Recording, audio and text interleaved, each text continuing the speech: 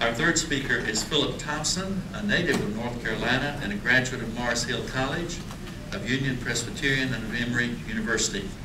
For 6 years, he was pastor of Roberts Chapel Baptist Church in Northampton County. He has just finished his 11th year on the faculty of Sioux Falls Seminary in South Dakota. He's been a member of the board of the Baptist Joint Committee for Religious Liberty for almost a decade, entering his 10th year. His interests include questions of the relationship of memory, tradition, and history, ecclesiology, and the cultural influences on theology in the United States. He and his wife, Marcia, have 3 sons, one in college, one in high school, and one in middle school. He is rostered with the clergy of the American Baptist churches in the USA. I would like to preface my presentation with a brief explanation why I've chosen to employ the word dogmatics, which is not a typical Baptist word by any stretch of the imagination. Why not the more common systematic theology? After all, many theologians say, well, those are just synonyms. And why choose the more inflammatory one? Gerhard Sauter probably accurately reflects the sentiments of numerous Baptists when he observes that dogmatic and dogmatics in most ears carry the overtones or stridence of an officially formulated theological position. With this comes intolerance, even coerced theological conformity. The words dogmatics and dogmatic seem to betoken the very antithesis of Baptist sensibilities closely akin to the much reviled creedalism. While some equate these two words, systematic theology and dogmatics, I think a distinction is helpful for my purposes. Unlike systematic theology, dogmatics has less essential variance because it articulates that which is absolutely necessary for a religious tradition to have coherence and integral identity.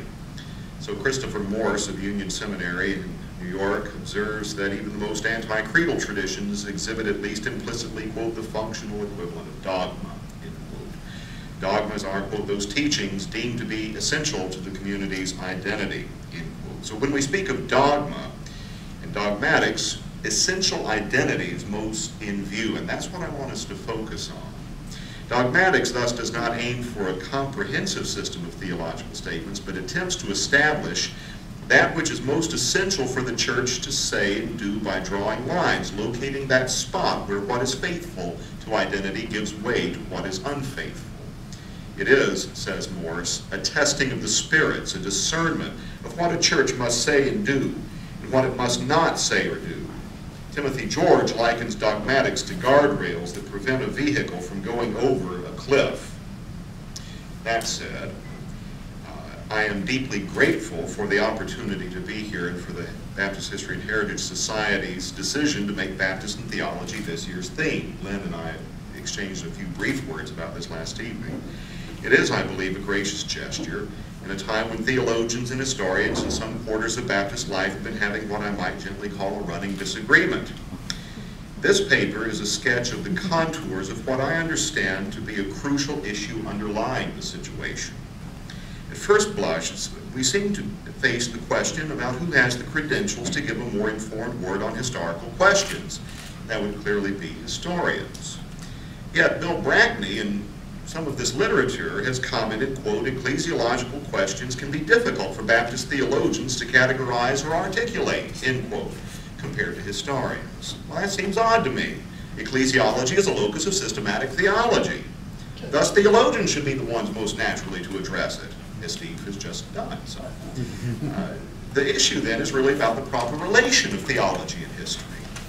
A quarter century ago, Timothy George articulated the necessary balance. Neither systematic theology nor church history can do the work of the other, and this is a quote, but neither can do its own work properly without the other, end quote. So why do some of the Baptists have such problems with the balance?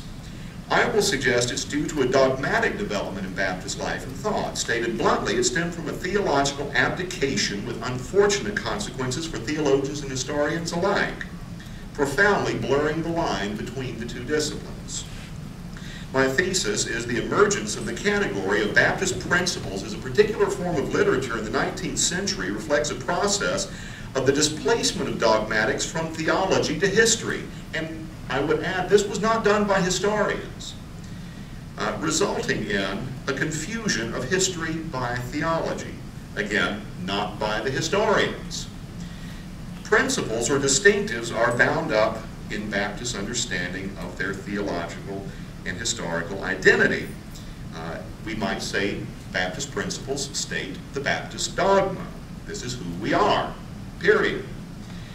In a sense, is unavoidable. There has to be something that makes Baptist identifiable, and yet it's difficult. If you just, in our packet, we got Bill Leonard's pamphlet on Baptist principles, and very early on, you see how he's saying, this is just really difficult. So what he does is he says, well, it lies somewhere within this tensed field. So it's difficult. Disputes are often cast in terms of violation of, quote, historic principles. Baptists have been arguing for decades over Baptist history and identity. Interpreters on each side of the current debates accuse those on the other side of misreading or even deliberately distorting Baptist history and underwriting a distorted Baptist identity. For this reason alone, Baptist principle seems to be fully warrantable as described as dogmatic. Conservative commentators suggest that moderates have abandoned a historic pattern of distinctive biblical and historical Baptist principles for ideas of more recent unbiblical origin. Stan Norman identifies two strands of principles writings, the Reformation strand and the Enlightenment strand. And he locates, I think he does this wrongly, but he locates the beginning of the Enlightenment strand in the early 20th century with Evelyn Mullins as the axioms of religion. Given this assumption of a late origin of the moderate approach, Norman concludes that these efforts are, quote, a concerted effort to redefine Baptist distinctives from a skewed, prejudicial theological bias. Moderate claims against conservative interpretations are substantially the same, charging that principles essential to historic Baptist identity have been replaced with tenets of fundamentalism.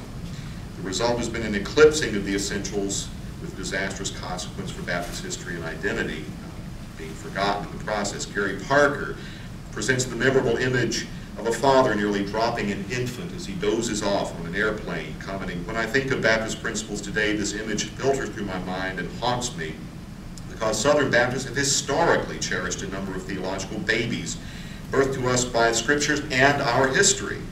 We have held a number of beloved principles close to our hearts and called them our children. Now, however, our principles face threats to their survival."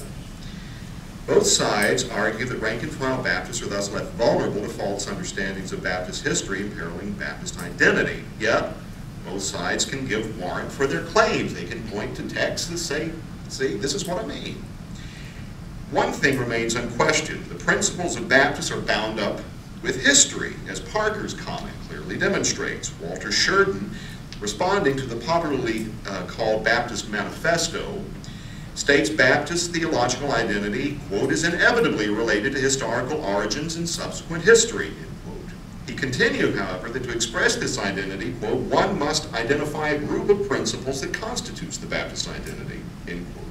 The path to articulating identity may commence from a variety of points, quote, as long as one draws near to the cluster of remarkably similar principles Torbit and so many others have identified, end quote. Yet Norman has a quite similar cluster to Torbit's, as he argues, for a very different portrayal of Baptist identity. The problem is lists of principles are not in themselves sufficient to disclose Baptist identity unambiguously. The various principles emerge and are bound up in a perennial tension. Bill's pamphlet, somewhere within this tense field, the principle lies. In the end, the principles prove impossible to confine to historical assessment alone. For example, the principles are not strictly identified with what we might call the artifacts of Baptist history, even though they're conveyed by those artifacts. For example, Bill Brackney locates a continuity of principles in confessional traditions, organizations, leadership, historiography, education. He has some other things. This is in his genetic history. The continuity in these is not in the things per se. It's not you trace from this confession to this, to this, to this, but you can see something in all of these confessions. But they don't speak with one voice, all of these artifacts. So it's in there somewhere, but you can't trace it from one to the next, like that. And Stan Norman does a similar thing from the conservative side in his book, The Baptist Way.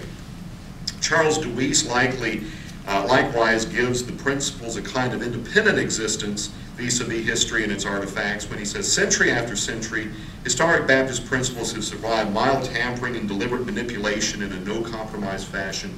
Their force and character have risen victoriously during times of persecution. They have hung tough when misguided leaders attempted to revise them for personal or institutional advantage. Their integrity and usefulness have persisted even when well-intentioned Baptists have neglected them. You get the sense that the principles appear to be a subject passing through history while not coming through coming out of history. It seems we must shift from history for our primary orientation to understanding Baptist principles. James Leo Garrett noted that the exposition and defense of Baptist principles or distinctives appeared around the beginning or in the 1840s and 50s, and he said it was a new genre of theological writing.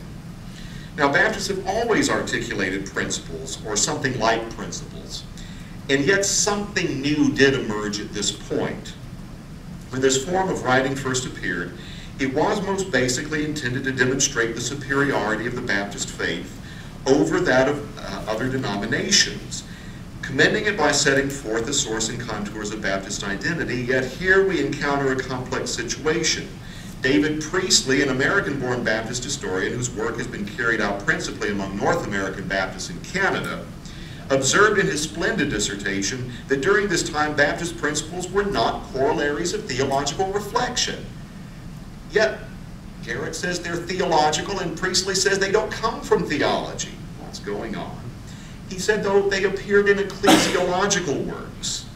Well, remember I mentioned Bill Brackney's dissociation of ecclesiology from history. Well, he's simply repeating a pattern that emerged at this time.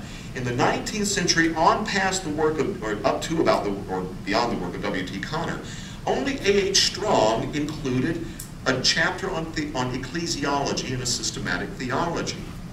Other theologians just, it's not there. George Pepper, for instance, stated in a terse manner, it belongs to another department to set forth the doctrine of the church or ecclesiology. And when we find, we do find it in more than one department, but Priestley observes that when Baptist principles were set forth and defended, the department out of which it came was history.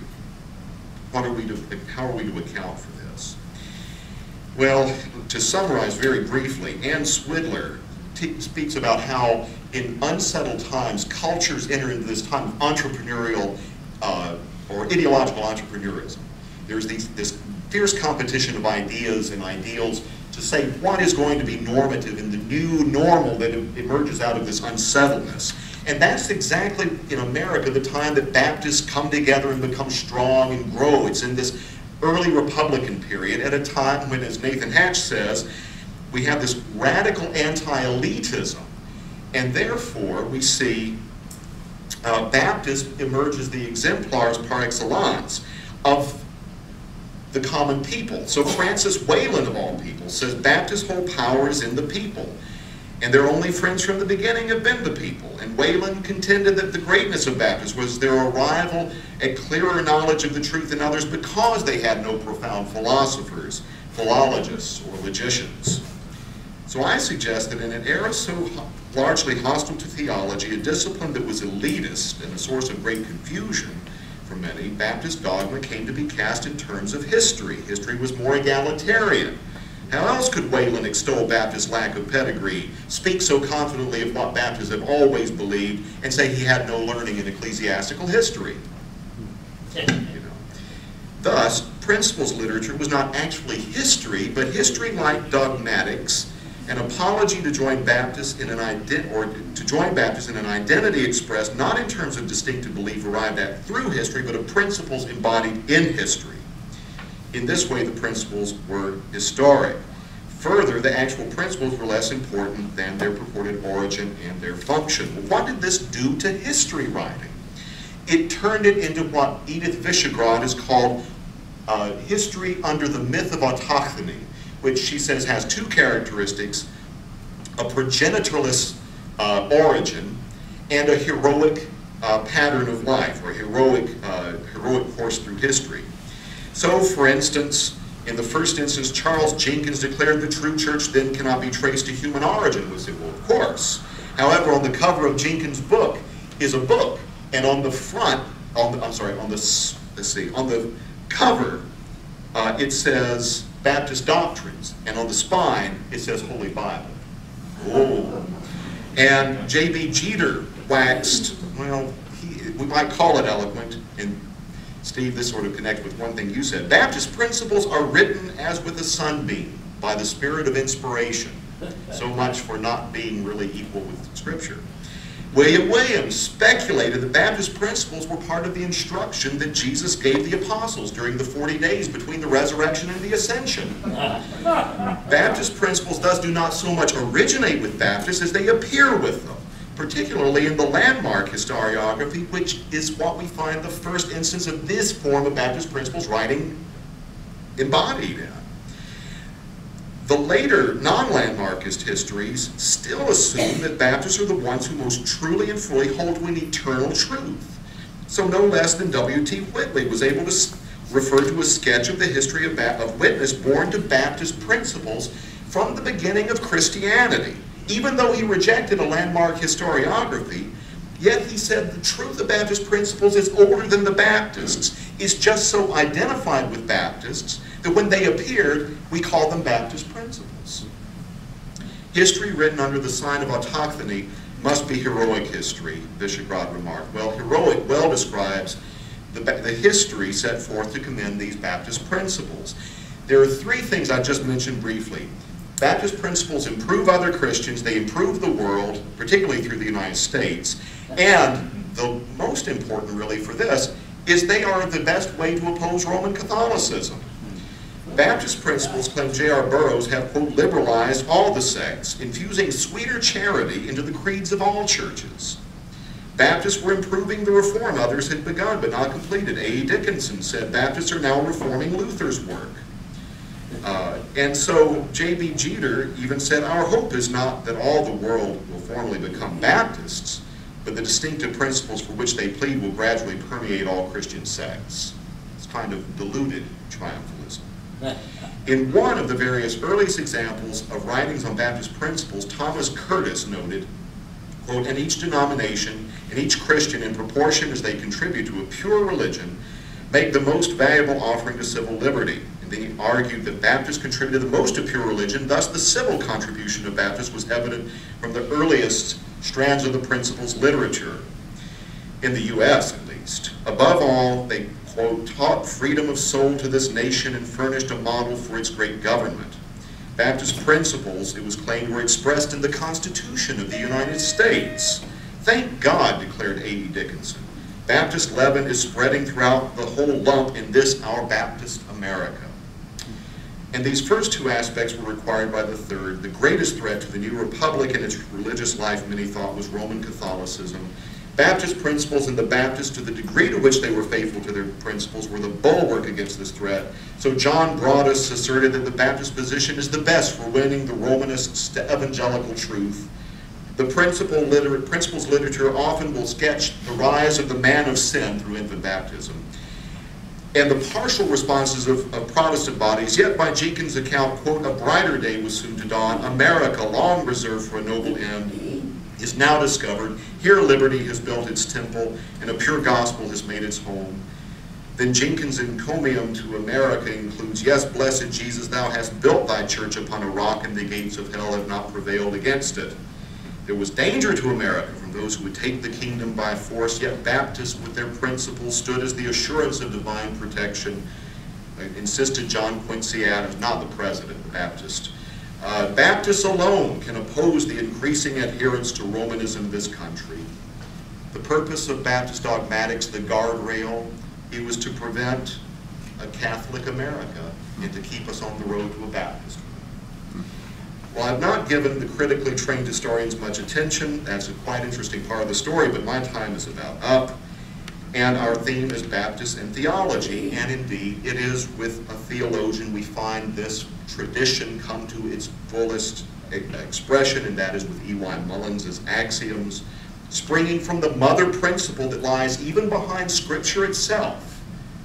Hence it is eternal and destined to culminate in the Baptist age of the world. Hence it is heroic. Mullins's axioms delineate the contours of, quote, the historic significance of Baptists. And there's other principles literature that calls for Baptists to look to exactly that thing.